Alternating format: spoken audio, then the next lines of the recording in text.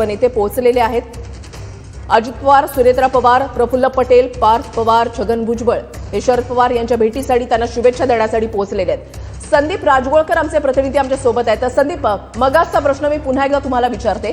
राष्ट्रवादी काँग्रेसमध्ये उभी फूट पडल्यानंतर काही कार्यक्रमांच्या निमित्तानं शरद पवार त्याच्यानंतर अजित पवार एकाच व्यासपीठावर पाहायला मिळालेले होते, मात्र त्यावेळेला त्यांच्यासोबत संवाद नव्हता। किंबहुना शरद पवार आणि सुनेत्रा पवार सुद्धा काही कार्यक्रमाच्या निमित्ताने एकाच व्यासपीठावर पाहायला मिळालेले होते, मात्र त्यावेळेला माध्यमांचं लक्ष याचवर होतं की या दोघांमध्ये काही संवाद होतो की नाही। मात्र त्यावेळेला सुद्धा कुठल्याही प्रकारचा संवाद झालेला होता।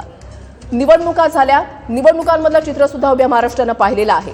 मात्र आज ज्या वेळेला दिल्लीमध्ये अजित पवार होते तर त्यावेळेला प्रश्न हाच विचारला जात होता की अजित पवार हे शरद पवारांना भेटणार का। आणि आता अजित पवार शरद पवारांच्या भेटीसाठी पोहोचलेले आहेत। फक्त अजित पवारच नाहीत तर सुनेत्रा पवार सुद्धा आहेत, पार्थ पवार सुद्धा आहेत, प्रफुल्ल पटेल सुद्धा आहेत आणि छगन भुजबळ सुद्धा। अगदी बरोबर आहे वृषाली, गेल्या 15 मिनिटांपासून खरं तर हे सगळे कुटुंबीय एकत्रित शासकीय निवासस्थानात शरद पवार यांच्या पाहायला गेलं तर दोन महत्त्वाच्या निवडणुका पवार कुटुंबियांमध्ये पाहायला मिळाल्या। एक म्हणजे लोकसभा आणि त्यानंतर विधानसभा। दोन्ही निवडणुकांमध्ये मोठी चुरस पाहायला मिळाली होती आणि सुप्रिया सुळे या लोकसभेला निवडून आल्या होत्या तर विधानसभेला अजित पवार हे निवडून आले होते। कोर्टातलं देखील मॅटर मी दिल्लीमध्ये बघितलं आहे। राष्ट्रवादी काँग्रेसमध्ये फूट पडली, त्यानंतर सुप्रिया सुळे कधी कधी कोर्टात यायच्या, मात्र अजितदादा कधी आजपर्यंत कोर्टात आलेलं मी बघितलं नाही। हा सगळा जर संघर्ष पाहिला तर ही खरंच वेगळी गोष्ट म्हणावी लागेल किंवा पवार कुटुंबियांमध्ये आज ही एकी जी आहे ती असल्याचंच चित्र यावरून खरं तर स्पष्ट होतंय। यापूर्वी दिवाळीचा फोटो किंवा दिवाळीचा पाडवा जो आहे तो पवार कुटुंबियांचा महत्त्वाचा समजला जायचा, जो बारामतीमध्ये साजरा व्हायचा। आणि आता राष्ट्रवादी काँग्रेसमध्ये फूट पडल्यानंतर पहिल्यांदाच दिल्लीमध्ये ही सगळ्यात मोठी राजकीय घडामोड म्हणावी लागेल की थेट शुभेच्छा देण्यासाठी शरद पवार यांना शुभेच्छा देण्यासाठी अजित पवार, सुनेत्रा पवार हे या ठिकाणी पोहोचलेले आहेत। पार्थ पवार देखील त्यांच्यासोबत आहे। एकीकडे उपमुख्यमंत्री पदाची शपथ घेतल्यानंतर पहिल्यांदाच अजित पवार हे दिल्लीमध्ये आले आणि काल रात्री त्यांची बैठक खरं तर अमित शहा यांच्यासोबत नियोजित होती, मात्र ती बैठक झाली नाही। पण आत्ता जी माहिती मिळते त्यानुसार आज सकाळी सुप्रिया सुळे यांना साधारणतः 8:30च्या दरम्यान अजित पवार यांनी फोन केलेला होता आणि मी घरी येणार असल्याचं त्यांनी सांगितलं होतं।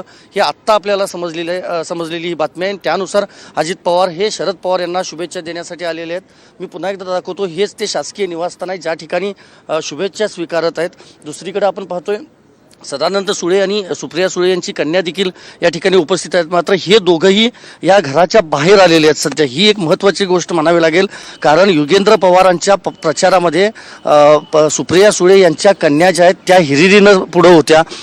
खरं तर अजित पवार यांच्याबाबत त्यांनी कुठलं वक्तव्य केलेलं नव्हतं, मात्र सध्या त्यांचे नात्यानं मामा आणि मामी म्हणजे सुनेत्राताई असतील आणि अजितदादा असतील हे दोघंही शुभेच्छा द्यायला तिच्या आजोबांना आलेले असताना देखील किंवा असताना देखील सदानंद सुळे आणि सुप्रिया सुळे यांची कन्या हे दोघंही त्या हॉलमध्ये उपस्थित नाहीत। ही देखील एक विशेष गोष्ट म्हणावी लागेल। त्यांच्यासोबत इतर त्यांचे जे जवळचे निकटवर्ती आहेत ते बातचीत करताना आपण पाहतोय। पण महत्त्वाचं हेच आहे की सध्या त्या हॉलमध्ये सुप्रिया सुळे, शरद पवार, त्याचबरोबर प्रतिभा पवार देखील घरामध्ये असल्याची आपल्याला माहिती समजते आणि त्यांचे कुटुंबीय आणि त्याचबरोबर 2-3 महत्त्वाचे नेते तटकरे, पटेल आणि छगन भुजबळ हे सध्या आहेत। जवळपास 15 ते 20 मिनिटं झाली आहेत। आता बाहेर आल्यानंतर अजित पवार नेमकी काय प्रतिक्रिया देतात हे बघावं लागणार आहे, कारण उपमुख्यमंत्रीपद स्वीकारलेलं आहे अजितदादांनी।